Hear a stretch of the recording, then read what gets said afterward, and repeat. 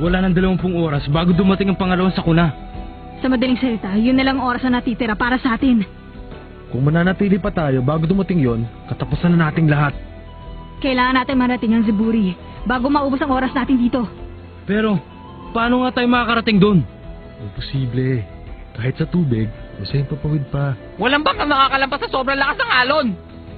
Paano na ngayon to? Merong barko! Gon! Magagamit natin ang barkong to! Tumigil ka sa kalokohan mo, Gon! Ibenta na lang ang bakal na to para mapakinabangan! Gumagana pa ang makina. Sigurado ba kayo mapapaandar pa ang barkong to? Paano ko naman malalaman yon? Oh, meron niyang posibilidad. Kung maiaangat lamang natin siya sa kanyang pagkakadikit sa malaking bato. Mukhang maganda ang naisip mo. Ibang klase rin naman ang mga ideya mo. Kung hindi natin matatakasan ng lugar, dadali natin ang buong puerto. Sigurado yan. Ito na ang kasagutan sa napakahirap na pagsusulit. Ang problema ay kung matatapos natin to kagad bago pa dumating ang pangalawang sakuna. Tingnan muna natin ang kondisyon ng barkong ito. Magkita-kita tayo pagkatapos ng 1 oras.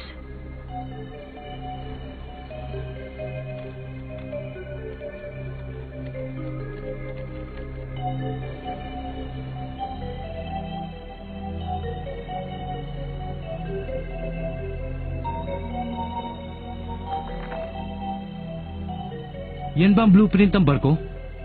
Oo, may kasama pang manual. Magaling. Simulan natin sa mga parteng dapat nating ayusin. Ang una sa lahat, paano tayo makakaalis sa malaking bato na kinakabitan niya? Ang gilid ay hindi natin masyado magiging problema. Pasasabugin ba natin yan? Sino ka? Ako si Q. Kung dinamita ang problema, ako na lang ang bahala. Marami akong nakitang bala ng baril na hindi na nagagamit sa loob ng barkong ito. Sigurado akong gagana pa yun. Pero, ang problema natin ay ang arko. Kinain na yun ng mga bato. Nasisiguro kong hindi yung kakayanan ng simpleng dinamita. Kung ganon, ang gagamitin natin doon ang kanyo ng barko. Makakaya pa kaya? Bulok na yan eh. Titirahin natin ang arko ng 4 na sunod-sunod para bumagsak. Yun na lang ang pag-asa. Para magawa yan, kailangan muna nating lagyan ng power ang mga kanyon. At saka meron ba tayong bala ng kanyon? Meron. Akong bahala. Nakita ko mga yun nung naghahanap ako ng kayamanan na pambayad sa matanda. Naitago ko ang 4 na malalaking bala ng kanyon. Kapag napasabog natin ang malaking batong yan, babagsak ang mga parte niya sa ilalim ng tubig. Alam ko na.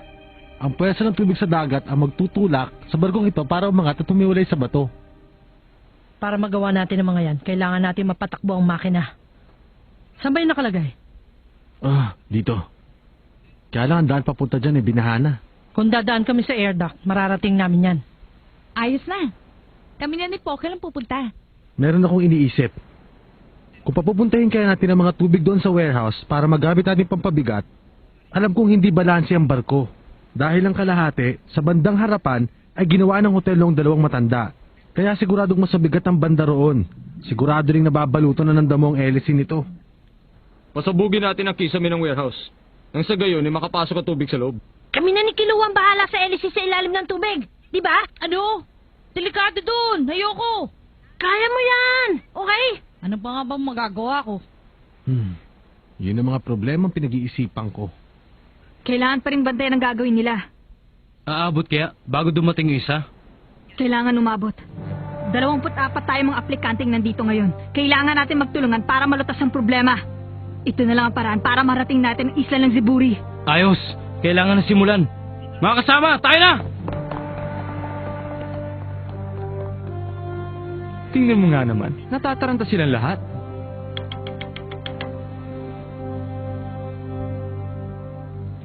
Bilis! Oo!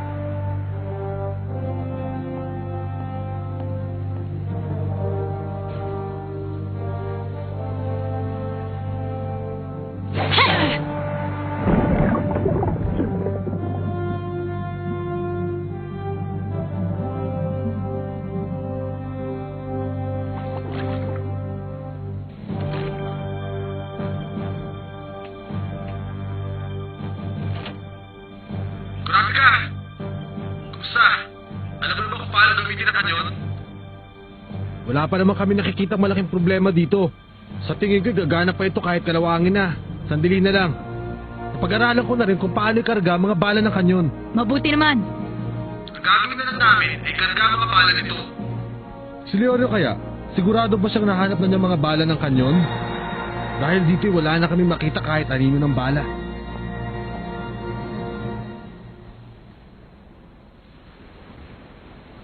Sigurado ba kayong hindi delikado itong pinagagawa niyo sa akin?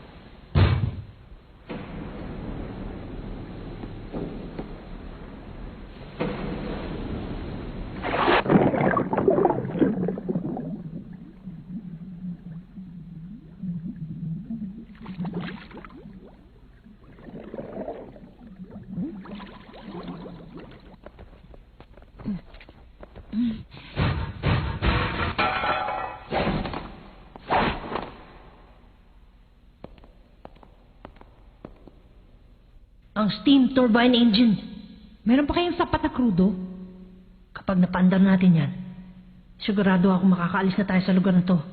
Kung tatayo lamang tayong dalawa dito, hindi andar yan.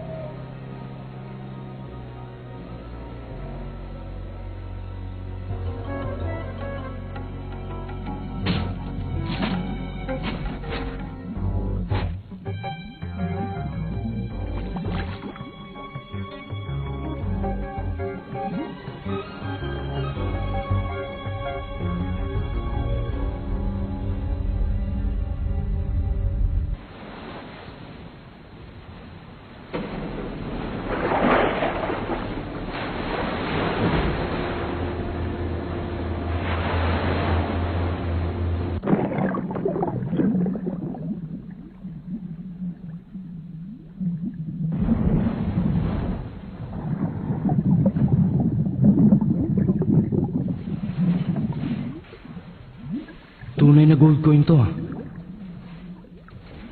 Nakakainis, ang daming kayamanan.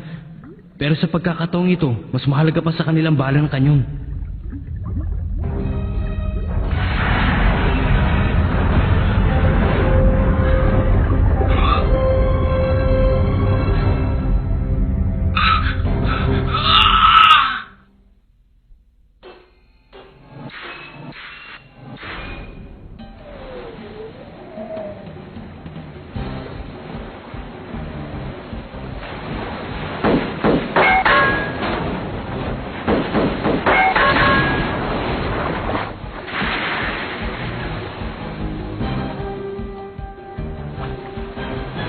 Wala talagang kwenta kapag hindi gumagalaw ang target mo.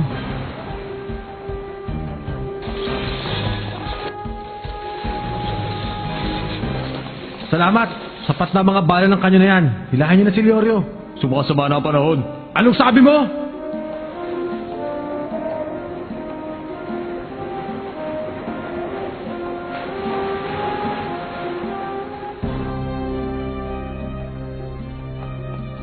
Boko! Ponzu! Kamusta na ang makina? Boko! Ano balita? Malapit nang matapos! Narinig mo? Tapos na namin ang dadaanan ng power papunta sa main cannon. Sana gumana ang makina. Magaling! Sisimulan na natin ang bilang para sa operasyon. Sandali lang! Isa lamang ang diving suit na meron tayo. Kung papadala tayo ng maniligtas kay Leorio, ang posibilidad na mapahamak sila ay masyadong mataas. Pauubaya ako sa'yo kapasahan tukol dito. Ano, Kurapika ka? Honzo! Ano yun? Ang dogot!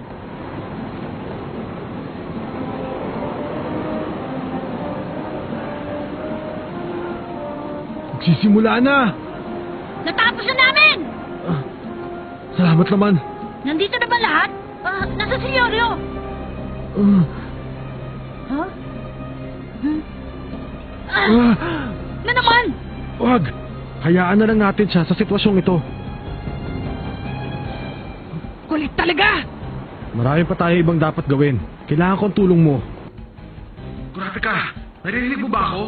Sigaw na pumunta. Siya na ang bahala kay Leorio. Tumingin ka sa labas. Lumalapit na ang buhawi. Alamin mo ang oras ng pagdating ayon sa kanyang bilis. Ikaw na lang magsabi sa mga tao kung anong gagawin. Pupuntahan lang namin yung kanyon. Walang problema. Ang bilis ay 200 metro kada minuto. Ayos. Isang mensahe para sa lahat. Ang barkong ito ay makakaangat dahil sa lakas ng alon bago pa dumating ang buhawi. 10 minuto mula ngayon ang hihintayin natin. Papatak yan sa oras na 30 at 30 minuto. Ang operasyon natin ay pasabugan ng malaking bato na humaharang sa ating dadaanan. Kasabay nun ay pipilitin natin patrasin ng barko para makaalis dito. Lahat kayo pumunta sa inyong posisyon. Gawin natin ang lahat ng ating makakaya para magtagumpay tayo. Mag-iingat sana kayong lahat. Ngayon, ilang sandali na lang. Sisimulan ang pagbilang. Ngayon na! Kilua, wala nang oras para tumingin sa labas. Alam ko!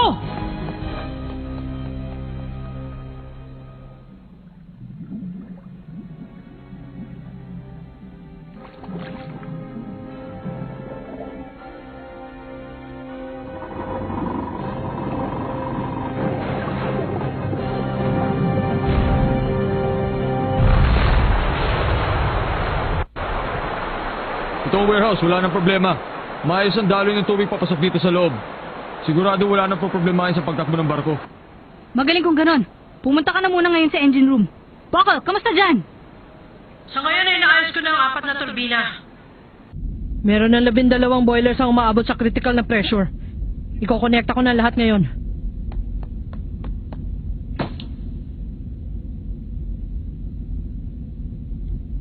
Nakakatakot.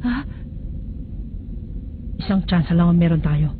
Kapag pumalpak ito at bumaba ang pressure ng mga boiler, 20 minuto mo kakailanganin para uminit uli. Mapapaliwala ang lahat. Kapag iniisip ko nakasalalay ang buhay nila sa aking mga kamay, pakiramdam ko eh.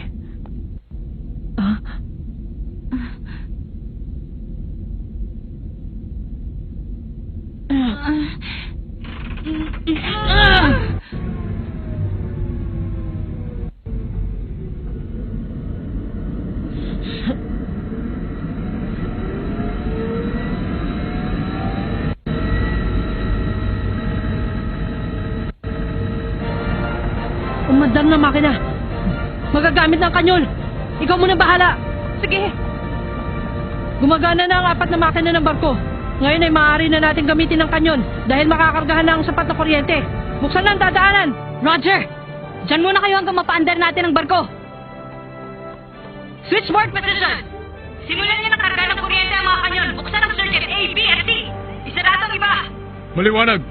Ako na ang bahala sa Circuit B, ha? Bilisan nyo! Ang lahat ng power mapupunta sa kanyon. Kaya lamang siguradong hindi nila makikita ang target sa sobrang dilim.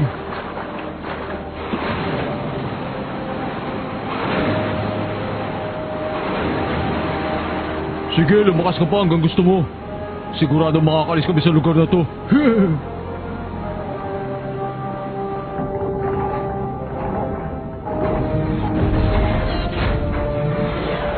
Kargaan ang kaliwang kanyon.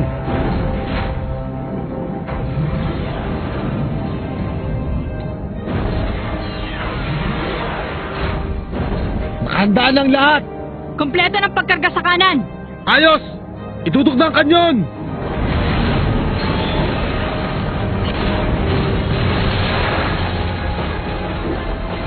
Firing position! Super, nakahanda ka na ba? Hindi ko na kailangan maghanda. Bato lang yan. Gusto ko maiwasan natin ang pagkasira sa barko. Kaya tirahin mo ang pinakamarupok na parte. Walang problema. Masusunod, Kapitan.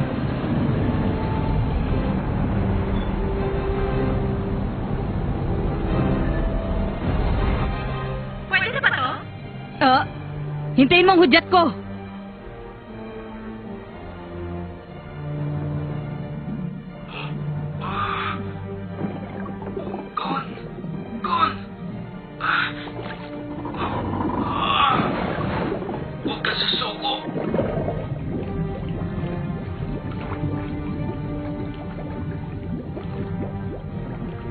Yoryo! Ikaw na. Bahala sa iba.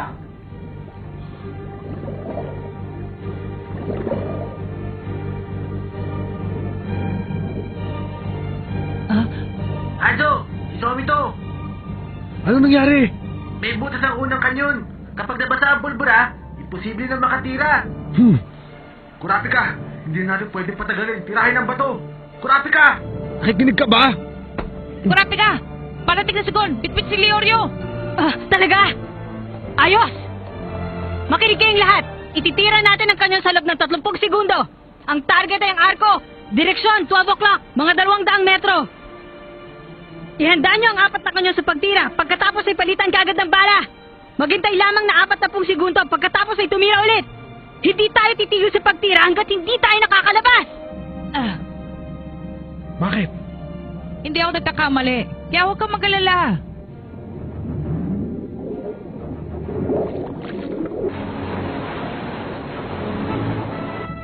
Seven, 6, 4, 3, fire!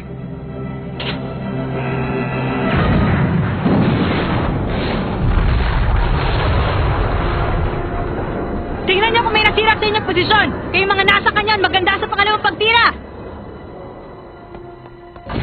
Ano man ang lahat dito? Walang problema! Inihanda na pangalawang pagtira! Ang lakas! Sana matapos na ang araw na to! Ginong Tomba! Gon! Huh? Ngayon ay mababayaran ko na ang utang ko sa'yo, bata. 5, 4, 3, 2, fire!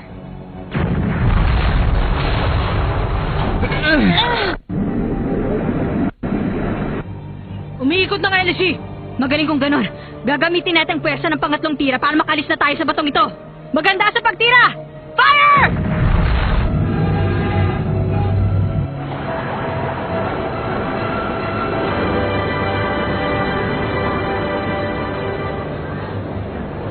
Umaandar ng barko! Nararamdaman niyo rin ba ang Ginong Tomba? Oo, talagang gagalaw to dahil barko to, hindi ba? Tama ka! Muwis ka na dyan sa tubig! Oo!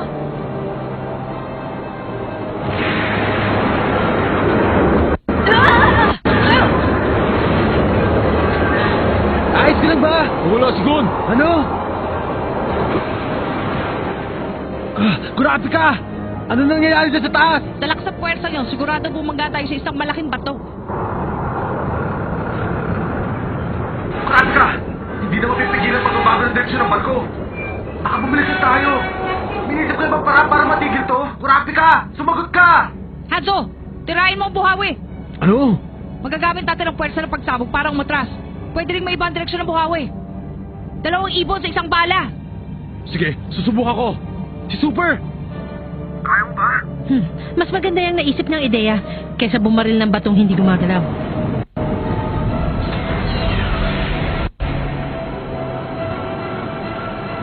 Hindi ko na... Kaya! Fire!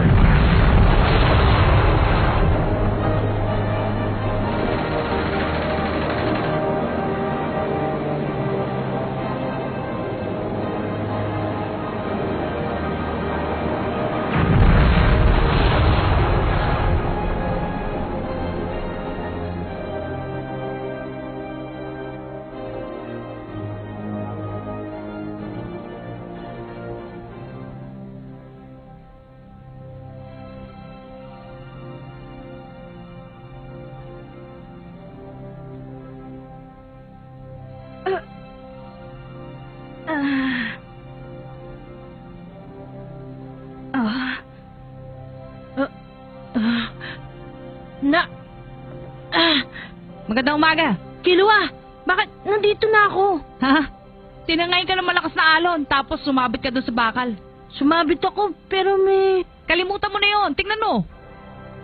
Susunduin na tayo.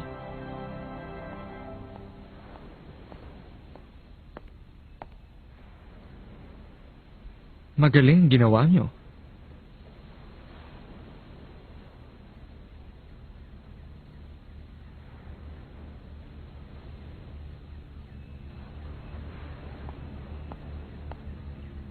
Mabuti na lang at inabutan pa tayo ng sikat ng araw. Malaking utang na loob ko na naman ito kay Wa. At sa'yo bilang aming pinuno. Salamat. Ganon din ako.